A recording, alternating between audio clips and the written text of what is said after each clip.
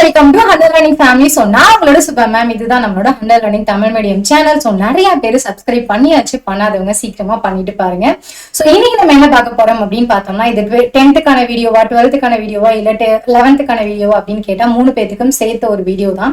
ஒரு public exam attend பண்றதுக்கு நமக்கு கைடு மட்டும் போதுமா அப்படிங்கறதா என்னோட கேள்வி. சோ இந்த கேள்விக்கு நான் பதில் சொல்றதுக்கு முன்னாடி நம்ம ஒரு விஷயத்த வந்துட்டு கிளியர் பண்ணிடலாம். என்ன அப்படின்னா, எப்பயாச்சும் நீங்க தூங்கும் போது கனவு கண்டிருக்கீங்களா? என்ன மேம் எப்பவும் தான் வருது அப்படின்னா, ஒரு நல்ல கனவு எப்படி இருக்கும்? ஒரு நல்ல கனவு மீன்ஸ் நான் வந்துட்டு ஒரு பெரிய ஸ்டார் ஆகுற மாதிரியோ, இல்லது எனக்கு பிடிச்ச ஒரு வேலையில நான் போய் இருக்கிற மாதிரியோ, ரொம்ப எல்லாம் வேணாம், எனக்கு ரொம்ப பிடிச்ச சாப்பாடை எங்க அம்மா எனக்கு செஞ்சு வச்சாங்க அப்படிங்கிற மாதிரியோ ஏதாவது ஒரு கனவு கண்டிருந்தீங்க அப்படின்னா அன்னைக்கு டேவே ரொம்ப நல்லா இருக்கும். பாக்குற எல்லாமே நமக்கு பிடிக்க ஆரம்பிக்கும். ஏன்னா நம்ம ஒரு நல்ல கனவு கண்டிருக்கோம், அதோட எஃபெக்ட் அந்த டே ஃபுல்லாவே நம்மள ஜாலியா வச்சிருக்கோம். அதுவே ஒரு கெட்ட கனவு வந்துச்சுன்னா ஐயோ அப்படின்னு எந்திரிக்கும் போதே நம்மளோட மூடு ஸ்பாயில் ஆயிரும். அந்த ஹோல் டே நமக்கு எப்படி இருக்கும் அப்படின்னு பார்த்தோம்னா, எதை பார்த்தாலும் எரிச்சலா இருக்கும், ஒரு மாதிரியாவே போகும். ஏதோ நம்ம கனவு கண்டதுனாலதான் நமக்கு எல்லாமே கெட்டதா நடக்கிற மாதிரியே அந்த டே ஃபுல்லாவே போகும். அப்ப கனவே காணாதீங்க அப்படின்னு சொல்ல வரீங்களா அப்படின்னு கேட்டா இல்ல. கனவு ரொம்ப நல்லதுப்பா. நம்ம அப்துல் கலாம் ஐயா சொன்ன மாதிரி, யாரு ஒருத்தவங்க ஒன்னாலலாம் இது முடியவே முடியாது அப்படின்னு சொல்றாங்களோ அதைத்தான் நம்ம கோலா வச்சு கனவு காணணும். அப்பன்னா நம்ம எதை வேணா கனவு காணலாமா? இதெல்லாம் உன்னால முடியாதுன்னு யாரு என்ன சொன்னாலும் அதை நம்ம கனவு கண்டலாமா அப்படின்னு கேட்டா அப்படி கிடையாது. நான் சொன்னேன் இல்லையா முன்னாடியே, நல்ல கனவு கெட்ட கனவு அப்படின்னு ரெண்டுமே நம்மளோட கண்ணோட்டத்துலதான்ப்பா. எந்த கனவு காணணும் அப்படிங்கிறது உங்க கையில தான் இருக்கு. ஒரு நல்ல கனவு ஒரு நாள் ஃபுல்லா நம்மள ரொம்ப ஹாப்பியா வச்சிருக்கு அப்படின்னா, அப்போ ஒரு நல்ல கனவை நம்ம ஒரு கோலா எடுத்துக்கிட்டோம் அப்படின்னா, ஓகே, ஒரு நல்ல கனவை நம்ம ஒரு கோலா எடுத்து பண்ண ஆரம்பிச்சோம்னா அந்த லைஃப் ஃபுல்லாவே நமக்கு ரொம்ப ஹாப்பியா இருக்கும். கெட்ட கனவு அதே மாதிரிதான். ஒரு டைம் ஒரு கெட்ட கனவை நோக்கி நம்ம போக ஆரம்பிச்சிட்டோம்னா அந்த டே நமக்கு எப்படி டல்லா இருக்கோ, அன்லக்கியா ஃபீல் பண்றோமோ அதே மாதிரிதான் நம்ம லைஃப் ஃபுல்லாவே போயிடும். சோ கனவு ரொம்ப நல்லது. அந்த கனவு நல்ல கனவா கெட்ட கனவாங்கிறது உங்க கையில தான் இருக்கு. சோ யோசிச்சு பாருங்க, லைஃப்ல என்ன கேட்டா எப்படியாச்சும் ஒரு டைம் நம்ம இந்த ஒரு கனவு கண்டிருப்போம்.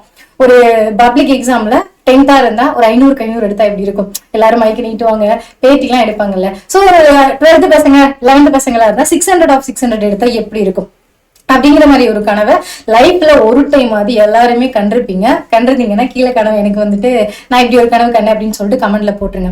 சோ இனிமே நம்மளோட கனவு என்னவா இருக்கணும் அப்படின்னு பார்த்தோம்னா, ஒரு 600 ஒரு 500 மதிப்பா தான் இருக்கணும்.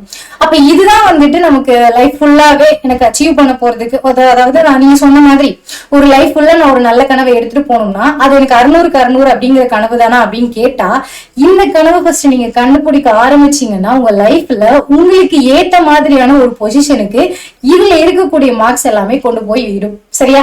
கிளியரா? கனவு எப்படி காணணும்? நல்ல கனவா இருக்கணும். அந்த கனவை நோக்கி நீங்க நடக்க ஆரம்பிக்கணும்.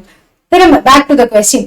எனக்கு பப்ளிக் எக்ஸாம்ல ஒரு 500 மதிப்பெண் இல்ல ஒரு 600 மதிப்பெண் எடுக்கிறதுக்கு கைடு புக்கு மட்டும் போதுமா அப்படின்னு கேட்டா பத்தாது. அதை தாண்டி நிறைய விஷயங்கள் இருக்குப்பா. சோ அதெல்லாம் என்னென்ன அப்படின்னு ஒன் பை ஒன்னா லிஸ்ட் போடலாமா? கிளாஸ்ல டீச்சர்ஸ் கிளாஸ் எடுக்கும் போது கவனிச்சா மட்டுமே 50% ஆஃப் மார்க் வந்துட்டு நம்ம எடுக்க முடியும். என்ன மேம் இப்படி சொல்றீங்க? நானும் டெய்லி கிளாஸ் எடுக்கும் போது மேம தான் பாத்துட்டு இருக்கேன், போர்டை தான் பாத்துட்டு இருக்கேன், எனக்கு மார்க்கே ஏறல அப்படின்னு கேட்டா, ஒரு செட் ஆஃப் ஸ்டூடெண்ட்ஸ் இருப்பாங்க, நம்மளே கண்கூட பாத்துருப்போம், பசங்களோ பொண்ணுங்களோ, அவங்க படிக்கவே மாட்டாங்க. புக்கை எடுத்து வச்சு உட்கார்றதுல பெரிய அதிசயமா இருக்கும். ஆனா பப்ளிக் எக்ஸாம்ல நம்மளோட மார்க் எடுத்திருப்பாங்க. நம்ம முட்டி படிக்கும், மார்க் நமக்கு ஏறவே ஏறாது. ஒரே ஒரு விஷயம், அவங்களோட சீக்ரெட் என்ன அப்படின்னு பார்த்தோம்னா, கிளாஸ்ல ரொம்ப அட்டென்டிவா இருப்பாங்க. மேம் என்ன சொன்னாலும் அதுக்கு கரெக்டா அதை அப்சர்வ் பண்ணி அதுக்கு ஏத்த மாதிரியான கொஸ்டின் ரைஸ் பண்றவங்களா இருப்பாங்க. ஓகே, சோ கிளாஸ்ல என்ன சொன்னாலும் அதை அப்படியே கவனிக்க ஆரம்பிங்க. ஏன்னா அவங்க சொல்றதுலதான் நிறைய பேசிக்ஸ் இருக்கும். சரியா? சோ மேம் கிளாஸ்ல என்ன சொன்னாலும் அதை அப்படியே கவனிக்க ஆரம்பிங்க. அதுல இருந்து உங்களுக்கு 50% ஆஃப் மார்க் கையில வந்துடும். நெக்ஸ்ட் கைடு மூலமா 20% ஆஃப் மார்க் வந்துடும். ஏன்னா கிளாஸ்ல நீ ஒழுங்கா கவனிச்சிருந்தனா அதை அப்படியே எடுத்துக்கொண்டு போய் ஒரு நல்ல கைடுல நீ எடுக்கக்கூடிய கைடு வந்துட்டு உனக்கு வந்துட்டு படிக்கிறதுக்கு ஈஸியா இருக்கணும், ஒரு நல்ல கைடா இருக்கணும், அந்த புக்கு ரிலேட்டடா ஒரு கைடா இருக்கணும். ஏன்னா நமக்கு டெக்ஸ்ட் புக் கொடுத்துருக்காங்க அப்படின்னா கவர்மெண்ட் சும்மா கொடுக்க மாட்டாங்க இல்லையா? சோ டெக்ஸ்ட் புக்ல இருக்கக்கூடிய விஷயங்கள் அனைத்தும் அந்த கைடுல இருக்கிற மாதிரியான ஒரு நல்ல கைடை சூஸ் பண்ணிக்கோங்க. அந்த கைடுல நீங்க படிக்கிறது மூலமா உங்களுக்கு 20% ஆஃப் மார்க் கிடைச்சிடும். எப்படி அப்படின்னு கேட்டீங்கன்னா உங்களுக்கு ஆல்ரெடி புரிஞ்சாச்சு.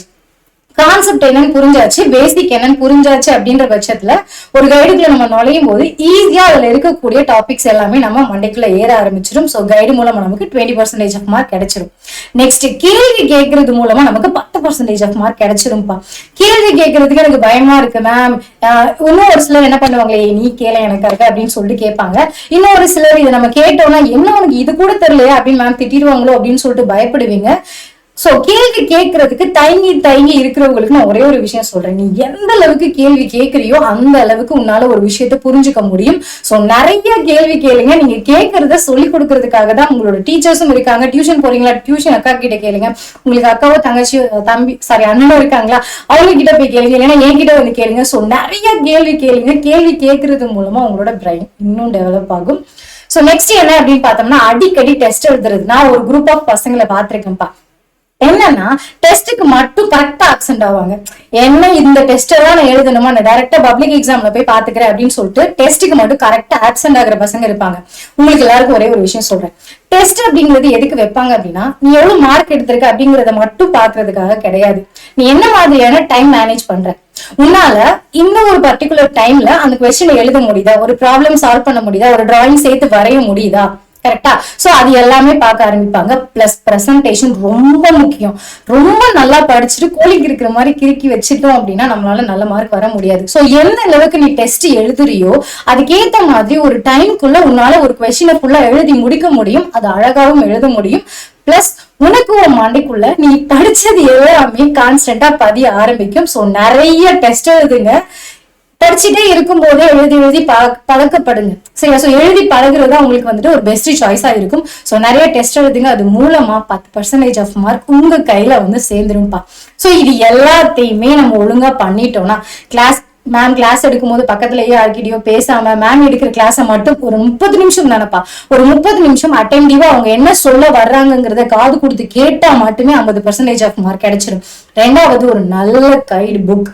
சோ இல்லைன்னா உங்க புக்கே நீங்க ரெஃபர் பண்ணி படிக்க ஆரம்பிச்சிடலாம். சோ ஒரு நல்ல கைடு புக்ல நீங்க புரிஞ்சத கைடு புக்ல பார்க்கும்போது இன்னும் அழகா புரிய ஆரம்பிக்கும். மூணாவது விஷயம், நிறைய கொஸ்டின் பண்ணணும். கேள்வி கேட்கறதுக்கு தயங்கினீங்கன்னா, இனிமேலும் சொல்றேன், தயங்க வேணாம், தைரியமா போய் கேள்வி கேட்க ஆரம்பிங்க. நாலாவது விஷயம், இனிமே எப்பவுமே டெஸ்ட்டுக்கு லீவ் போடவே கூடாது. சோ இதெல்லாத்தையும் பண்ணியாச்சுன்னா நம்மளும் டாப்பர் ஆகலாம். சோ வாங்க எங்களோட சேர்ந்து நீங்களும் டாப்பர் ஆகலாம்.